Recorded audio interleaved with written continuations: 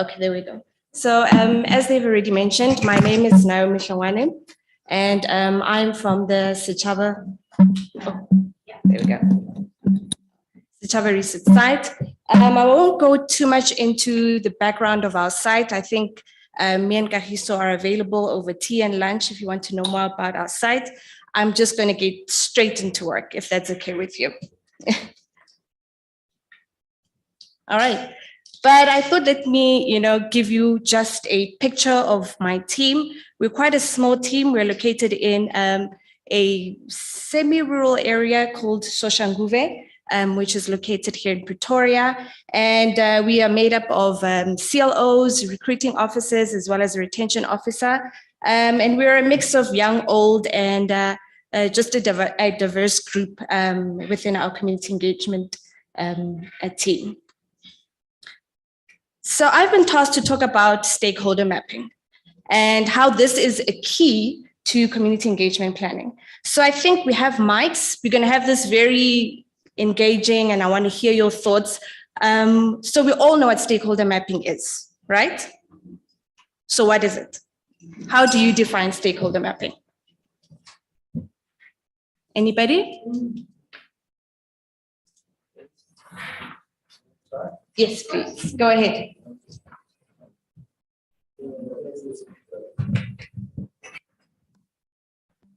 I think here you mean first you need to know the area where you work. Okay, let's say the district is an urban or is a region. So in that case, if it is a district, then you need to know your stakeholders in that area. You may have internal or external stakeholders. So mapping is to exactly to know the type of stakeholders and where they are. That is in short. Thank you. Thank you. Anybody else wants to add?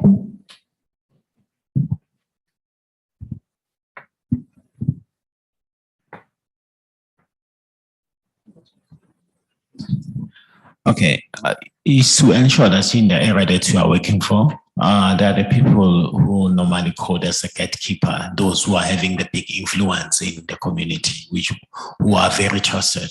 So in terms of the stakeholder mapping, is to ensure that you include those kind of people. Okay, last one. Okay, we have one here.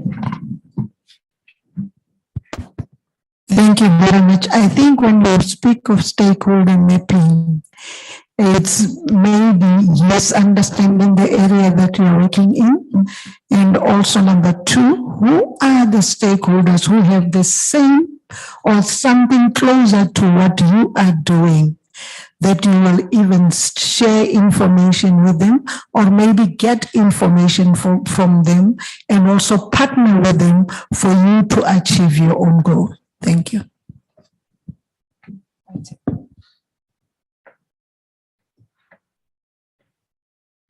Can you hear me?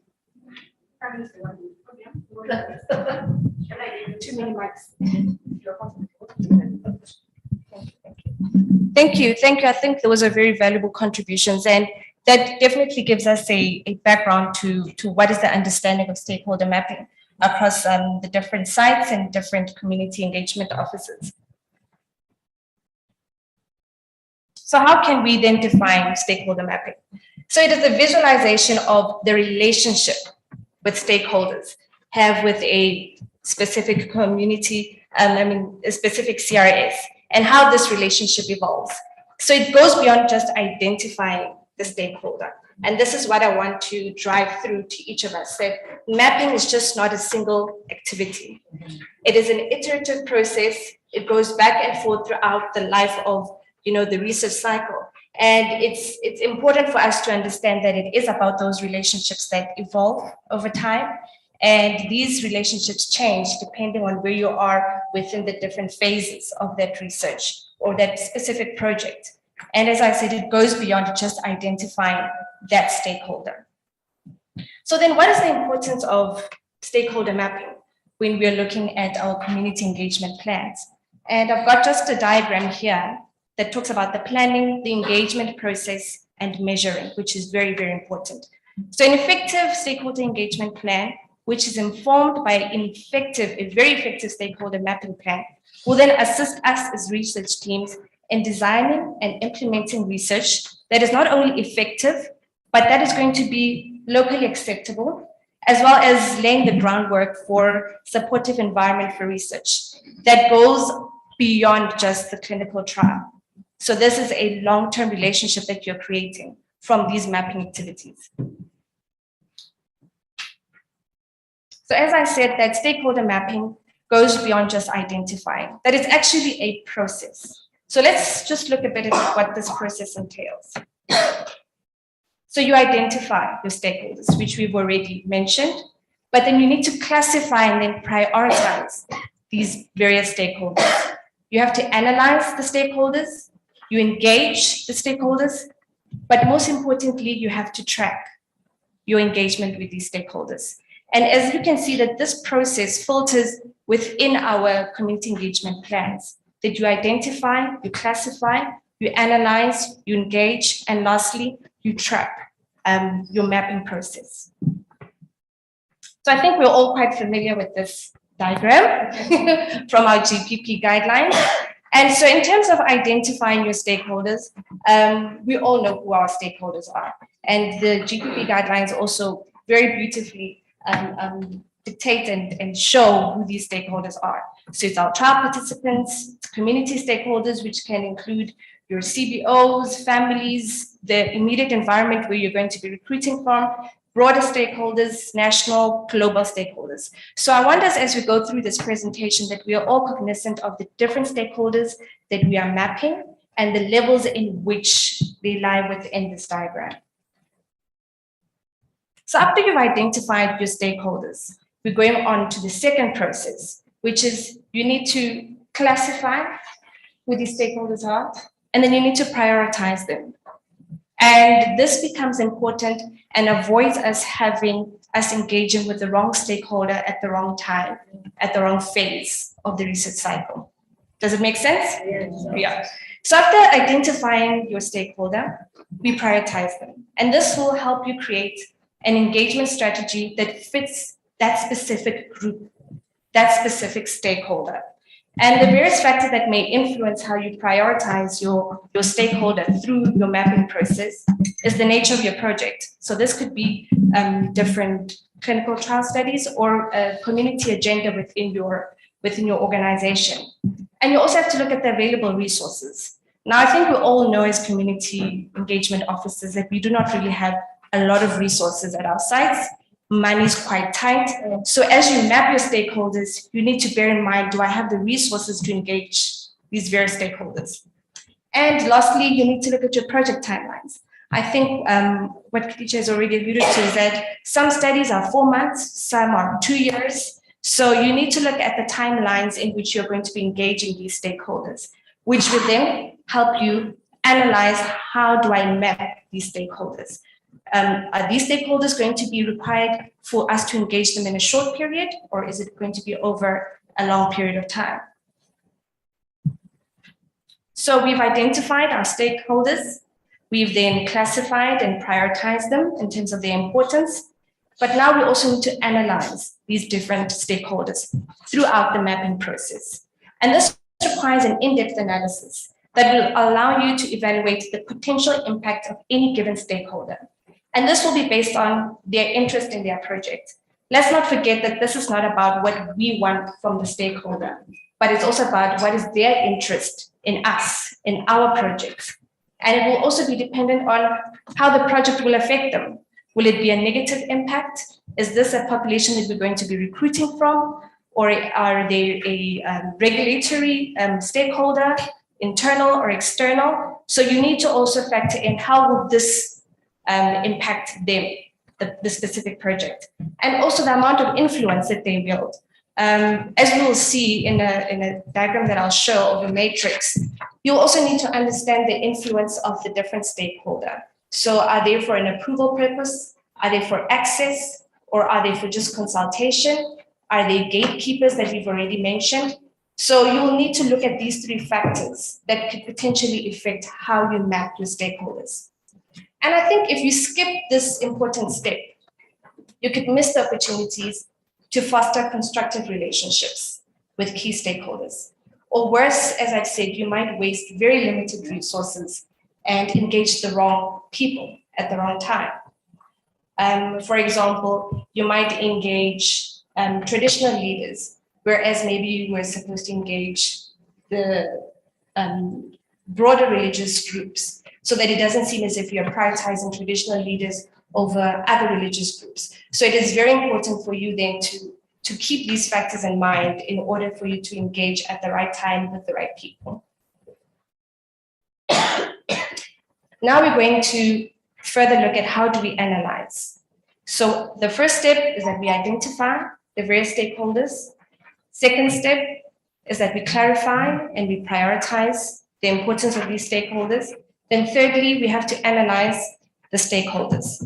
And there are various methods of approaches that have been used and frameworks that maybe we use in our science, but one that we found very easy to use is the power or interest grid. So now what this grid helps you do as a site, it helps you determine where do these stakeholders lie, how frequent do I need to be engaging them, and over what period of time do I need to engage them. So we're going to go across the room. So as you can see in the first block that says high interest and low influence. So here, this specific stakeholder, you're going to inform completely and you're going to monitor closely. So which stakeholder do you think would fall in this group? They've got a high interest in your project. They've got a very low influence though, but need to be informed completely. Any ideas? My trial participants. Your trial participants, definitely. So your trial participant got a very high interest and might have a very low influence as to what happens in the project, but you need to inform them completely from the get-go and you need to monitor them closely. Okay, let's look at the second block. So we're looking at a stakeholder who's got high interest, high influence. You engage them regularly and you need to keep them satisfied. Which stakeholder would you place in this block? Let's get an answer over the side.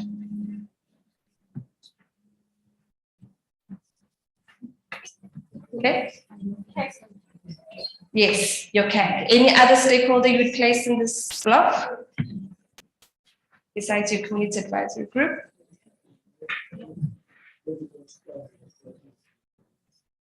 Can we use the mic so everybody can hear?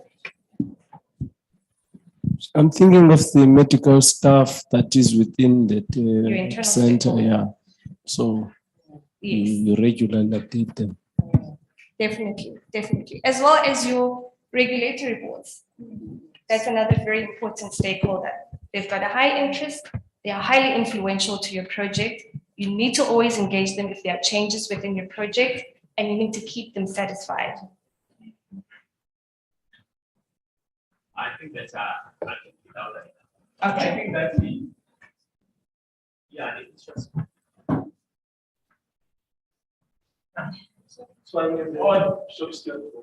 Okay, yeah, sure, yeah, short ones.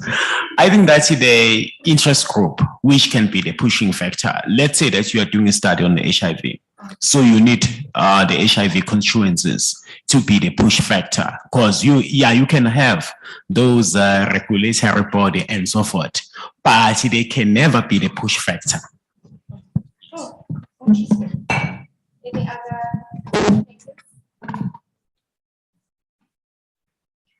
Okay, then we're going to go to the last two blocks where we have stakeholders that have a low interest, low influence, but they need to be given essential information and you have minimal contact with. Can you just get one example? So I wanted to say, Okay. I think also our clinics facilities of the In terms of, always okay, all right. And low interest, low influence, which stakeholder would you place there?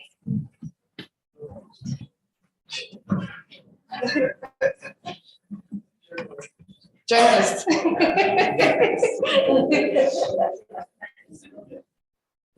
Anyone? The community. What do we think? I agree. The broader community, they've got, some may have low interest, not that much influential, but they need to be given the right information about the study, about the project, and you might have minimal contact with.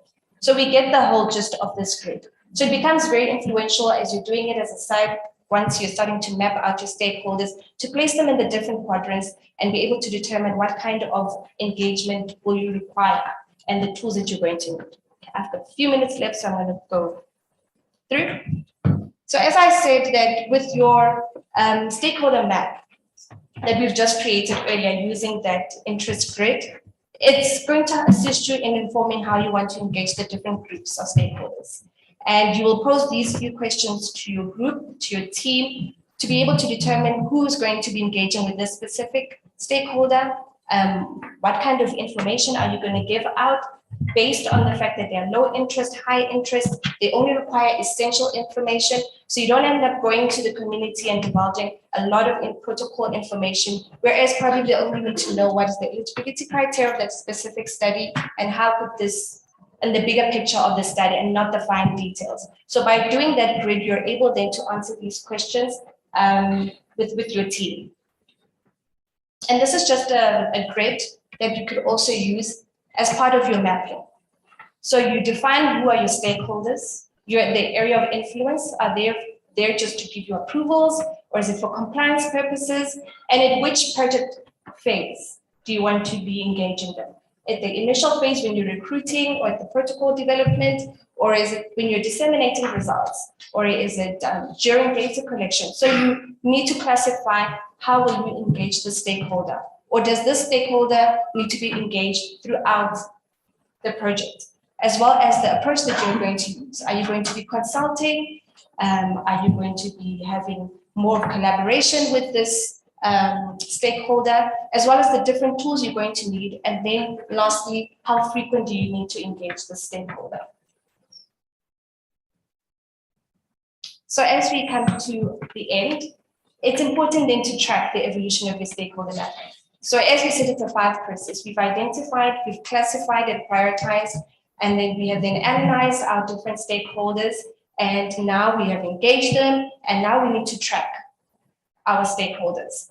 So your mapping will need to be updated. As I said, this is a living and moving document that you're going to be working with and tracking, and it's an iterative process. You're going to go back and forth, including new stakeholders at different phases of the research or the project, and some will then fall off, some require long-standing relationships. So this will then be based on the position of the stakeholder, the interest of the stakeholder, and the relevancy of that stakeholder. And is it essential to update your stakeholder mapping often to get the most value for your community engagement strategy? So just to close off, a strategic stakeholder mapping for me will always lead to an effective engagement plan. If you have not followed this 5-step process, it affects how you engage your community, how you engage the different stakeholders, and the progress in which the project or whatever you're going to be engaging in as a team will end up. Either it's going to be successful or not because of how you've strategically planned from the mapping process all the way to engagement activities. Thank you very much.